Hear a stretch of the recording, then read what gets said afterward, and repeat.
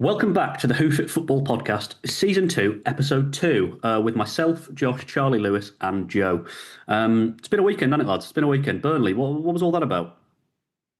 Yeah, to be fair, it was very much back to watching Sean Dyche football of 11 men behind the ball.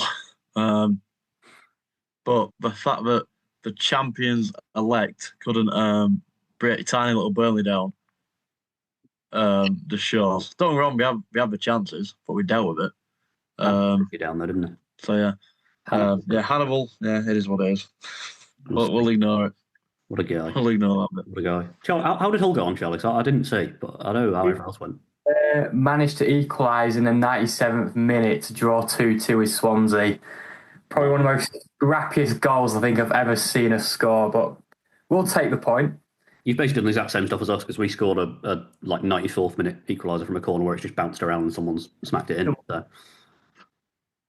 Excellent stuff. Newcastle, little win, pretty composed, right? Big Nick scored. Big Nick, exactly. You know Nick it. so I saw that in your story. Best striker we've had since Shearer. That's what I'm hearing. What a shit show. Lewis, we watched Chelsea draw with Brentford, didn't we? That was fun. Yeah, you saw how annoyed I was. Yeah. Get Garnacho out of the club is what I say. He's not marked his man at the very end of the game.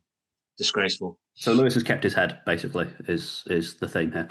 Well, today we're doing a Champions League forecast. But before we get into that, please do make sure to follow us on all the socials. It's at hoof.it.pod on TikTok and Instagram and at hoofitpod on Twitter. It's for podcast clips and bonus content. And Josh has promised to give out £1,000 when we hit 100 followers. So get on that ASAP. Get on that right now. Yeah, so I know Mum and Dad listen to this, so they'll be paying. So, hello, Craig. Right, let's debate. So we're going back to classic Hoofit today, where all the lads are going to provide an answer to three categories, being the winning team, the surprise package, and the top scorer in the Champions League this season. And being the knowledgeable man that I am, I'm going to decide who presented the most convincing argument. So I guess we'll kick things off with the winning team, and we'll kick off with Josh Lucas. I was fairly not. I wasn't convinced by my first answer with this, but I started to go with it after. I don't want to say the convincing performance, but I think City will win it. So I get it's Man United, but they played off a part, didn't they? I feel like Guardiola's thing of having a smaller squad this year.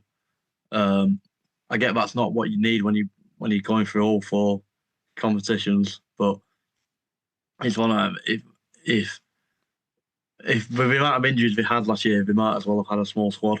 So we've got obviously young players coming in. Haaland is obviously amazing still. So I feel like it'd be one of them of the chance of is made of Donnarumma coming in. He's more of a goalkeeper instead of Edison, who just wanted to play midfield. So I feel like we're a lot more solid this year. Whereas I feel like it might make them struggle in the Prem, but I feel like we can go all the way in the Champions League this year. Okay. I've got some thoughts on that, but we'll move on. We'll come back and debate it all at the end. Lewis? Yeah, I went with Bayern Munich. The reason for this is obviously, I think that last season they were one of the most attacking, kind of interesting teams to watch, and I think that they've continued that this season. They've obviously added Luis Diaz, and I think with Elise and obviously Kane, I think that they've probably got one of the most kind of clinical and potent attacks. I am a little bit concerned defensively when we get to obviously the latter stages of competition, but I think all in all, they've got to be kind of a powerhouse and someone that's got to be a favourite this season. So that's kind of my reasoning. Like last season, they got 31 goals in the Champions League and the most shots on target. So I just think attacking wise, that's what's going to maybe push them over the line. So that's why I've gone with them. Okay. Joe, we'll head to you next, and please don't say Newcastle. No, I've gone with Barcelona actually. I saw them a lot last season when they were getting towards the back end. They were looking very, very good. They were probably, don't necessarily like the phrase of they deserved to get to the final, but they were quite unlucky not to. The semi-final was very dramatic. I think the firepower they've got front, Lewis talked about Bayern Munich, but I think purely just Lamine Yamal, I think that is definitely a factor. It's how teams are going to stop him is definitely a big thing you need to consider. I think as well, like Lewis sort of mentioned with Bayern Munich as well, Barcelona is such a big club. I think again, I don't like this word, but the aura around them, like the feeling that you get when you play Barcelona, it's like it definitely is a factor. So I think I'm going to go with Barcelona. Yeah. It's interesting that you and Lewis have both picked teams that play against your club this week.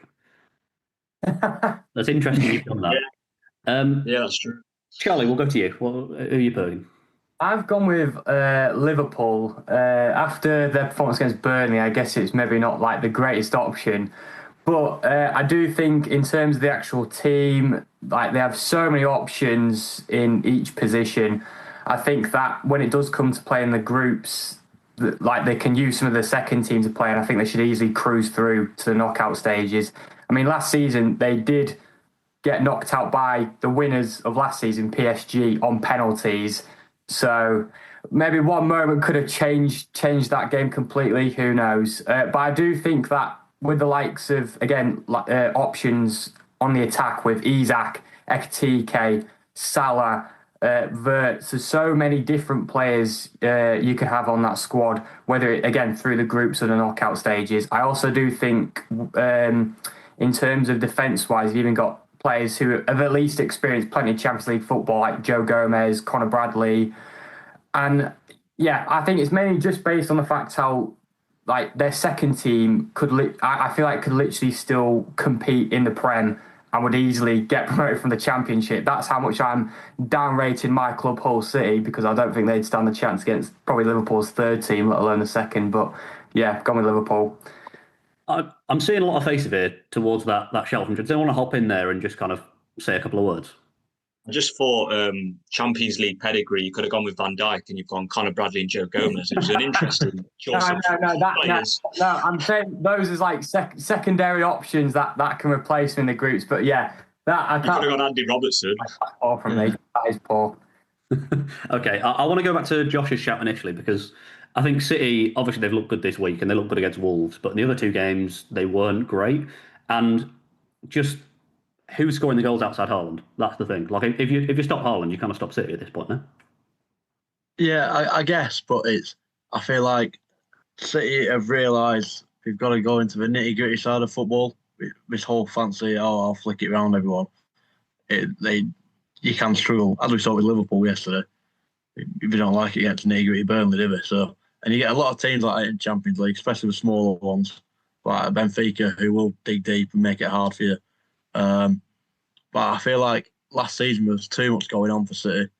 Oh well, this player went performing, so this happened, and then all that lot. And obviously, as I said earlier, the amount of injuries. But I feel like there's a few players this year, for example, Foden, who could step back in, make things happen. Obviously, we've got the new midfielder, Reinders, that was called. Yeah. Obviously, he's given that City midfield a new life, really. Especially with taking the ball forward. I feel like it's been quality this year, which can, especially in certain games, can be the difference of how quick we can get a ball up the pitch carrying it. So yeah, I feel, as I said earlier, obviously the signings can make a big difference from this year. And we've got Rodri, so... Okay. I want to hear more about Bayern as well, Lewis, because I feel like defensively they could very much get opened up. And I can see Upamecano just having a stinker against someone. Yeah, I've seen Vincent Kompany's teams defend. It's awful. No, I think obviously it's the second season under Kompany where maybe they're going to maybe solidify from last year and obviously make them improvements where they were kind of very open. I know what you mean, like in the Bundesliga so far this season, like they've conceded 2 against Augsburg, they've conceded 2 in the cup match. So I think there are signs where defensively, but they've signed Johan Tah, who obviously was quite a well-touted player at Leverkusen. And I do think they've got kind of reinforcements and enough at the back where going into games, I just think that they can outscore teams. And I think that, I think overall it was like 4-4 when they got knocked out to Inter last season in the Champions League. And yeah, they got knocked out, but them kind of games, if they can score enough goals, I just think maybe defensively they don't need to be that concerned on how good they are. Hey, if I'm honest, Bayern are out of the picture.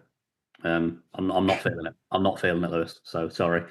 I think I'm not feeling the Liverpool shout either, Charlie. So I think it's between Barcelona and City for me. So Joe, I want you to give me one final statement. I'll make my decision. I think, again, similar to Bayern, the defence is probably the weakest area. But when you still look at the talent they've got, it is. There's a lot of copying going on here. Copy and It's, pasted.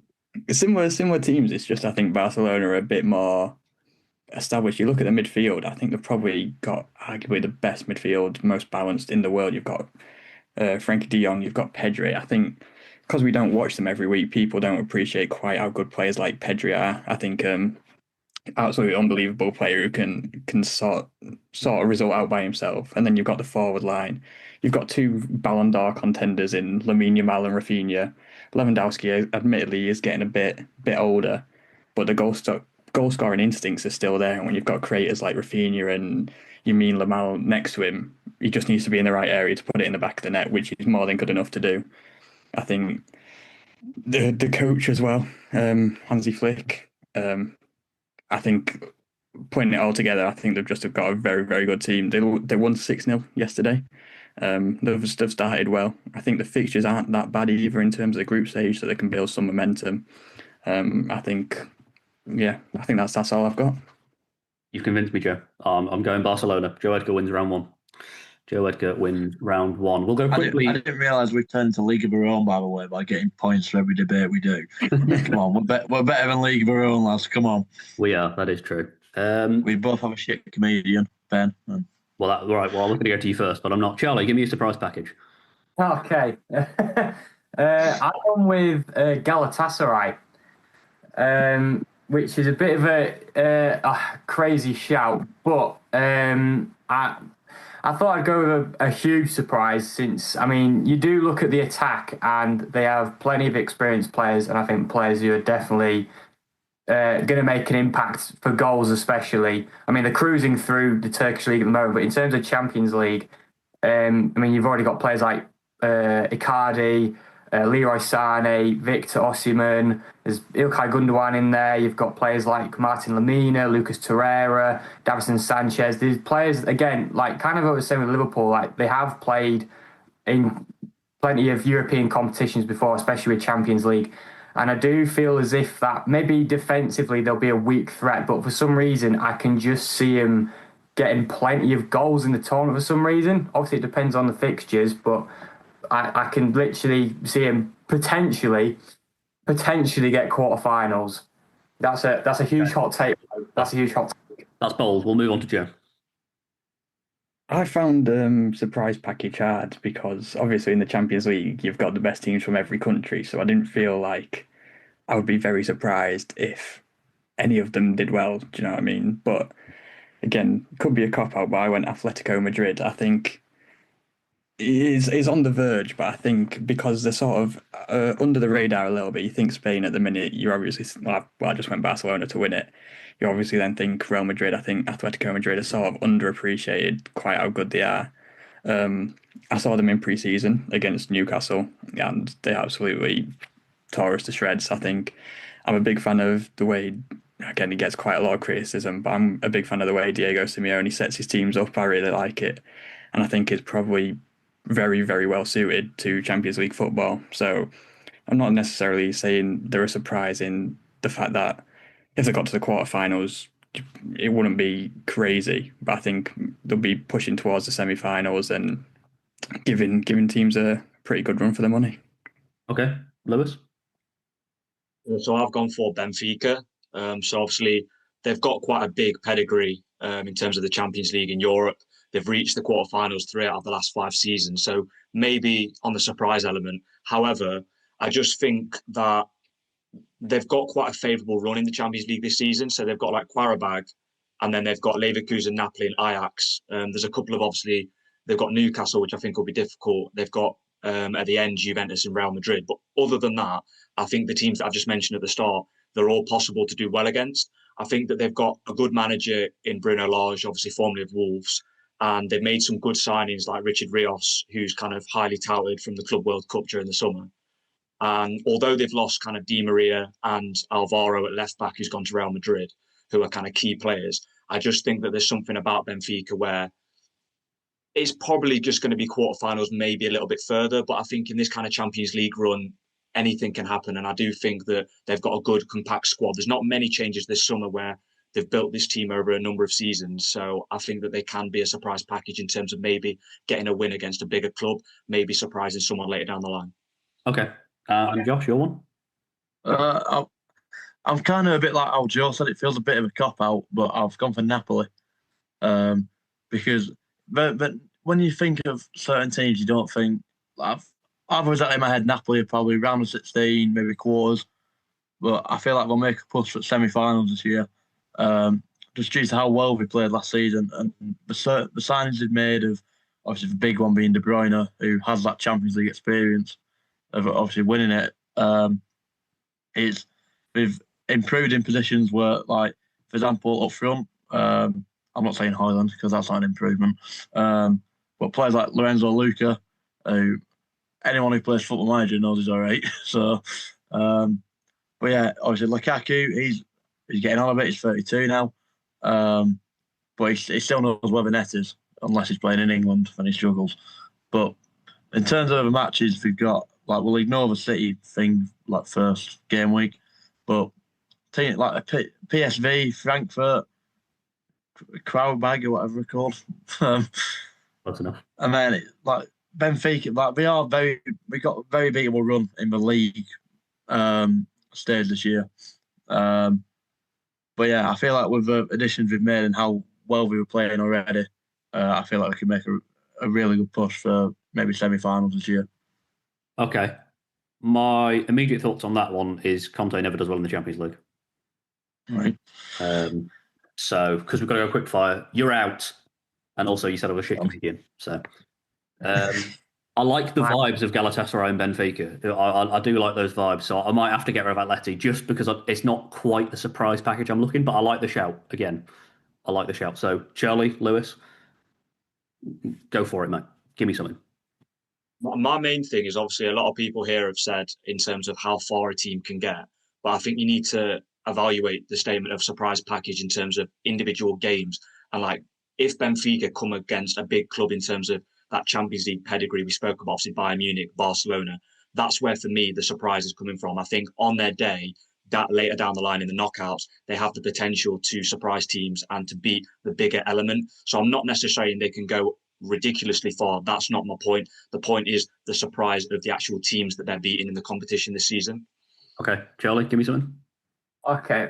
I mean, I'd say when you said with Benfica, you said it was like 3 of the last 5 seasons they've reached the quarterfinals. Yeah.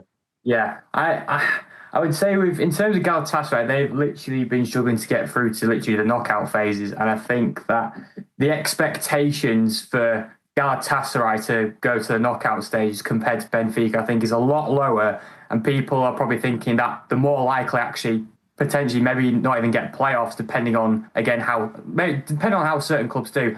But I feel like with Galatasaray, like I said, low expectations. You don't really expect, especially from like a Turkish league. You could probably say the same with Portuguese league. You don't expect them to go so far into the Champions League. But I think if you compare the likes of Galatasaray and Benfica, I feel like with Benfica, they've commonly been more well known to achieve better in the Champions League compared to Galatasaray. So that's you could argue though that Galatasaray aren't going to be the surprise because they won't do anything. So even though you're saying that Benfica has that like kind of pedigree a little bit, you could argue on the other hand that Galatasaray have never done anything and therefore won't do anything this season. That's true, but I do feel as if now with Galatasaray they have, like I said before, like the likes of like the attacking players that they do have, and especially in the midfield who are experienced with European competitions. I do feel as if they should be easily able to adapt from playing the Turkish league to obviously playing the Champions League as well, and being far more competitive in the European league, since obviously they want to do far better in those, as well as just try and cruise their way to a Turkish league. They want to find some sort of challenge and find some sort of headline where the club can actually get far more attraction from, again, getting as far into the Champions League as possible, whether it is quarterfinals, semi-finals, or maybe even just like the last 16. Okay, I'm going to stop us there on that one. I am going to give it Charlie. I just feel like a tie at Galatasaray, if you go in there for the second leg, that's a cauldron. As much as I don't feel like Davinson Sanchez and Lucas Torreira are going to carry him to anything much, I'm giving it to Charlie. So, top scorer, we'll flip back to you, Josh, and give me your top scorer first. Ekatike. Obviously, as we said, Liverpool's attack. Punchy. You what? I just said that's punchy, mate. Keep going. Don't let me put you off. Oh, right, okay. So obviously we said Liverpool's attack. We've seen him already this season. He kind of plays the, I won't say like the Torres role. He's very good again, like getting behind. So yeah, I feel like as we say with Liverpool's attack, so many options, and the fact that obviously I don't want to say relying on Salah, but we're kind of always looking for him. But I feel like now with so many better players around him, like Szoboszlai's really coming to his own this season. Wirtz will get there. So I feel like just the creativity around him will give him a big push to go and get into top goal scorer. Okay, Lewis. I've gone with kind of experience in terms of the third time all-time top scorer in the Champions League. I've gone with Lewandowski. I do think, obviously, Joe alluded to earlier the fact that he was this might be his last season at the elite level in Europe. Obviously, he's played second fiddle to Ferran Torres in the league this season so far, but that makes me think he's going to be rotated and possibly start more in the Champions League. Obviously, it's a long season ahead. My main thing as well is the idea that I just think under Hansi Flick, obviously they had that relationship at Bayern Munich in the past where he went on to I think, break a record and scored so many goals in that Champions League run when they won. And I just think it's Lewandowski, like he's that player that he scored 2 against Valencia off the bench this weekend. So even if he's not starting, he will get a goal in this team. Joe obviously said earlier about how attacking Barcelona are. And I think if they do go as far as Joe's obviously said, why not make him kind of the top goal scorer in terms of getting to the end? And I think he is the player that is clinical in front of goal. So I've got to go with him. Okay, Joe. I very nearly went for a Barcelona forward as well, but I've ended up going for Gyökeres at Arsenal, and that's based purely. Charlie's not happy with that one. That's based purely off the fixtures that they've got in the groups. 8 games is a lot of games in the Champions League now, and their fixtures are, in terms of Champions League, they're very favourable. I think he's come in and he's hit the ground running pretty well. To be fair, he's scored a few goals already. I think as he warms up with the team, he's just going to keep scoring more and more. He's done quite well at Sporting in the past in the Champions League, so I think he'll be scoring a lot of goals just in the group stage alone. And you would expect Arsenal to go fairly deep, so I think he'll be a pretty good shout for that. Okay. I didn't like that first, but you know what? I don't mind that. Charlie. So I was going to go with Gyökeres, but I did plan a backup just in case. So I'm going to go with it. Picked Julian Alvarez. Last season, he scored, I think it was 7 goals in the Champions League. I'm sure the top scorer got 13. I think with Alvarez, especially with Atletico Madrid, if you compare him with Griezmann, I think it's clear to say that Alvarez is most likely, in terms of a finishing striker, is far better. I feel like Griezmann now, as he's got older, more kind of past his prime, I feel like he's kind of gradually turned into slightly more of a playmaker. And I guess even providing the goals rather than exactly scoring them. I think Alvarez, we've seen what he's doing again with Manchester City. Obviously, it didn't help that Erling Haaland was always starting over him, but Alvarez has kind of been that reliable super sub for City to at least score goals. And I think now that he is starting games at Atletico, I think that's where he can really shine, especially in the Champions League as well. The only doubt, which is probably going to rule me out of this debate, the only doubt is that I don't know if he was possibly injured going to the Atletico's first game against Liverpool. I think there's a bit of an injury doubt there, but since I've already won the surprise, I'm not too fussed if I lose a top scorer. Little brag there. Little brag there. No need. I'm taking Josh out just because I'll worry for extra minutes when they've got Isak as well. I'm not too sure. He's not going to play 90 every game, and I just think, there's not enough there. I thought Gyökeres was a honking shout at first, but actually, I don't mind it, to be fair, because he was good at Sporting in the Champions League. I am taking Alvarez out as well, so it's between Lewandowski and Gyökeres. Give me 10 seconds. Give me a 10-second little statement. Lewandowski score goals. That's the end of the I think he's proven every single. He's proven every single season, and you can say that Gyökeres at Sporting. Yeah, he sat someone down against. I think it was the young guy at Man City who had his first start in the knockouts last season, and he scored a couple of goals for Arsenal at the start of the season. But generally, Lewandowski, week in, week out, I've just said it, he doesn't have to start, and he scored 2 against Valencia. And more so, if you look less on the striker themselves and the players around him, he's got some of the best players like Yamal, like Rafinha around him. So that's what I'm saying. Okay, Joe, send me. Give me your last thing. I think Lewandowski's not, like you say, not completely guaranteed to start. I think Gyökeres has got more minutes guaranteed. I think he's got the added threat from set pieces. Arsenal are an absolute joke from them. I think against better teams as well, Arsenal like to sit deep and counter attack. That suits Gyökeres more, so I think he'll score more goals in that situation as well. I think Arsenal, are more reliant on Gyökeres for goals, so I think he'll end up with more. I think Barcelona will spread them out more than Arsenal will. I think this is tight. I think this is tight. I think they'll both do well. I think the thing is, with Barca, there is more risk of rotation, like you say. Like Ferran could come in, even Rashford could come in, and for that reason, I'm going to have to give it Gyökeres. I'm afraid. I don't think he will be top scorer, but I think out of the shouts there, I'm going. That's the player that we're saying is the top scorer in the Champions League. It's not my opinion. I just think out of everyone that you've put together and the arguments you've made, Joe wins. What is your opinion then? I think Lucas Torreira. Give us one name. Lucas Torreira. That's who I'm going with. Right, we'll be back after the break for a quiz. Right, it's time now for the quiz. Question 1. Erling Haaland scored twice in the Manchester derby this weekend as Man City won 3-0, taking him to 9 goals in total against the Red Devils. Can you name the other 4 opponents he scored most against in the Premier League? You get 1 point for the club and 1 point for the amount of goals. And I'll give you In the Premier. 2 minutes. I want 4 clubs and an amount of goals against all of them. Is this just based in the Prem? Yes, that's why. Yes, like you said. Oh, sorry. Do we have a listening problem with this podcast? Last week. Is it me? Am I the issue? Yeah, I'm the one with a speech impediment. Nice. Right. 1 minute here, lads. Come on. Oh wow. Okay, right. Oh Christ! Get something down. 4 things down, actually. How has he scored against us?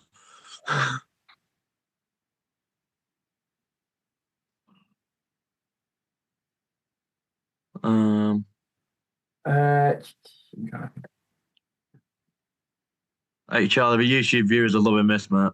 It's a great view. I'm trying to write down on a piece of paper. It's a bit of a struggle to You've been showing a fatal hair check. Is that what's happening now? Yeah, I promise I've got some. Oh, screw it. right, 20 seconds. Oh crap! Is it 4 teams? Yeah. 4 teams. Oh, I could genuinely end up with 0 points. Yeah. So. Right, are we all ready? Yep. Cool. Charlie, put your answer down. Yeah, I'm ready. Okay. So Boys. I want you to tell me who you put as the most. I put West Ham. Okay. Anyone else? I put West Ham as well.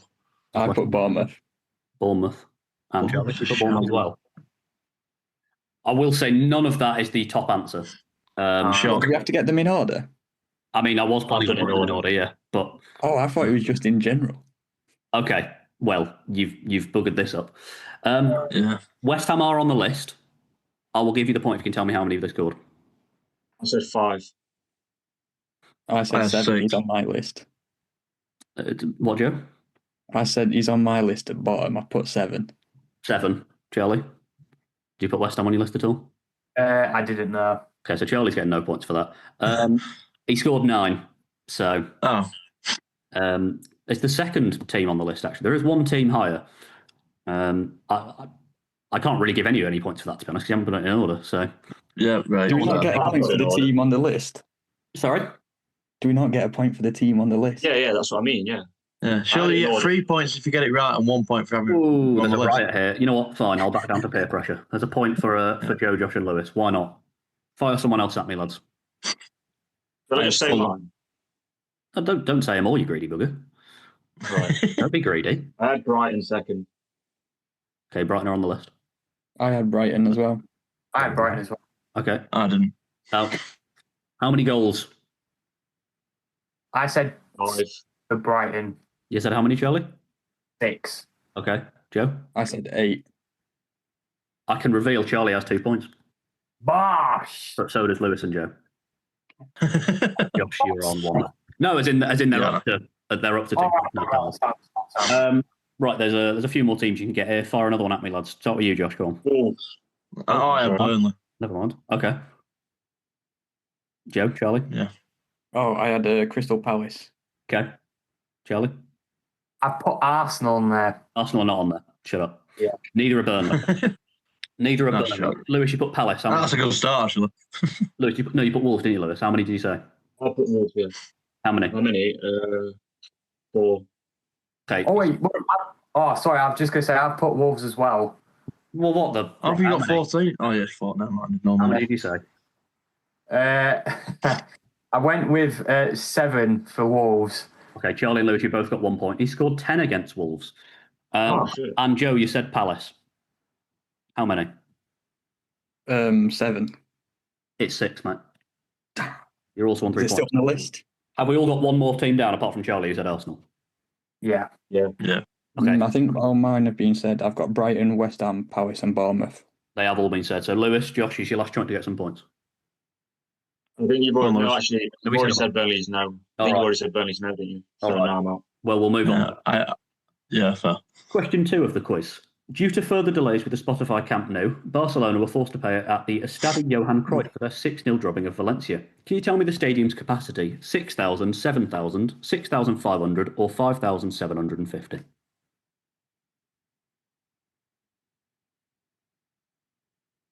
Are we putting, as in the letter, for which one? I've got to write down the number. If you want to write down the number, mate. Can you just Caveat. say the numbers again? 6,000, 7,000, 6,500 and 5,750. Tell me when you're ready. Yeah, I'm ready. Cool. Okay. Joe's put 6,500. Lewis has put 6,500. Josh? I've also put 500. I put whatever B were. You've not I sure told you to write the number. Josh put 7,000 and completely disregarded the rules. Charlie put 6,500. Well, it was actually 6,000, so you're all wrong. Question 3. Much. Thomas Muller scored a hat-trick this weekend as the Vancouver Whitecaps demolished Philadelphia Union by 7-0. But how many of his 3 goals were penalties? 1, 2 or 3? And you can have like 10 seconds for this because you just got to write down one number. 2 for Joe, 2 for Lewis, 2 for Josh. Charlie put 6,500. He's a glass player, isn't You've all got a point. It was. Question 4. West Ham lost again this weekend, beating 3-0 at home to Spurs. And the misery's compounded when Thomas Souček got himself sent off in the 54th minute. But who did he fail to get sent off? Xavi Simons, Mo Kudus, Joao Palhinha or Lucas Bergvall? Yes. God's sake. That's 2 guesses for Joao Palhinha from Joe and Lewis.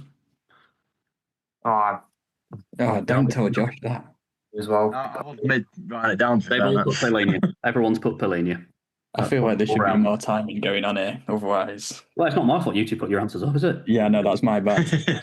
Okay, and question 5, the final question. Southampton and Portsmouth met on Sunday in the first South Coast derby in 6 years, playing out a 0-0 draw. When was the last time this derby ended 0-0? And it's the closest answer wins. When was the last time? And I will say, 3 of you are all tied on the same amount of points here. So It's not me. no, it's not you. You're 2 behind. I'm going to go with... It's probably wrong. I imagine we won't be here. Ready? Were they? Yeah, the year.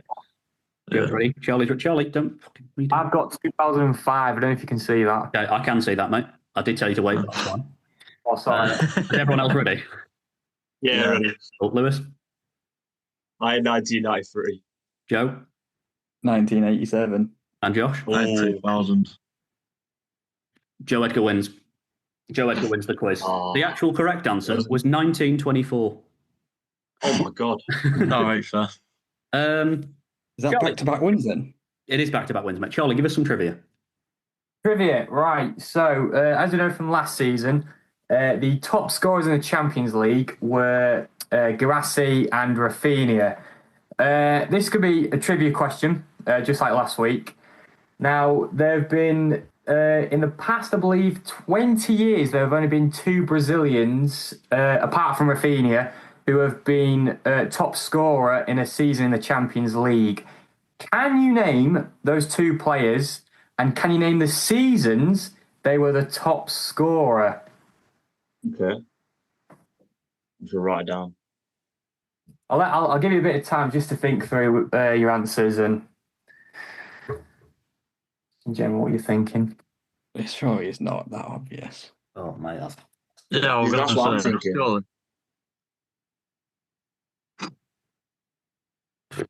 I'll say to you now that both of these players scored 10 goals to be the top scorer of that season in the Champions League. I've got 2 answers. I feel like this comes down to the year. Yeah. Oh, I've only got one so far. I've got 2 answers. I'm done, yeah. Yeah. Are we all ready? Oh, I'm just going to put a basic answer, but that's terrible. Yeah, I mean, mine are very Yes, basic answers, but I've got 2 answers. Yeah, unless me it's a too. trick question, it must be basic. Who's going first, Right. Shirley? We'll go one by one. So, Lewis, we'll start with you. Do you want? Yeah, okay. So I said Ronaldo Nazario, whatever he's called, and I guess I didn't really know the year, so I just went 2005, 2006, and then I did Rivaldo, and I did 1998 to 99. Okay. We'll go Joe. I went R9, but I went 99, 2000, which I'm now realising I don't think can be right. And I also went Neymar in 2015 for the hopes that when they won the Champions League that it could be him. Okay. Right. Josh. I went R9 2003, and then Ronaldinho 2005. Okay. And then Ben. Me and Joe have basically said the same thing. I went R9 2002, and then Neymar 2015. Right. Okay. I can tell you, the Neymar is on there from the 2015 season when they did win the Champions League, Barcelona, and not even could get the second player. And you might be kicking yourselves. I don't know, because I at first I kind of would have thought to myself, R9 would be the obvious option, but the top scorer, Brazilian top scorer, was in 2007 when AC Milan won the Champions League. Oh, I won't say it yet. Just you can shout out loud who you think it is. Pato. Alexander Pato, isn't it? No. Yeah. What? Didn't No, I- Kaká. All right. Oh, Yeah, can. Oh, God. yeah, right. Well, well, me and Yeah. Josh are stupid. Well, great quiz and everything. What's new? Right. Hello, viewers. We had some technical difficulties, so this is an outro now. Thank you for watching or listening to the Hoof It podcast. We're on a separate Zoom call, but it's been a pleasure, lads. It's been a pleasure. I am going to let you go now. You've been sat around waiting for 8 minutes for this Zoom call to start again. But yeah, thanks for coming. It's been lovely. Cheers for listening.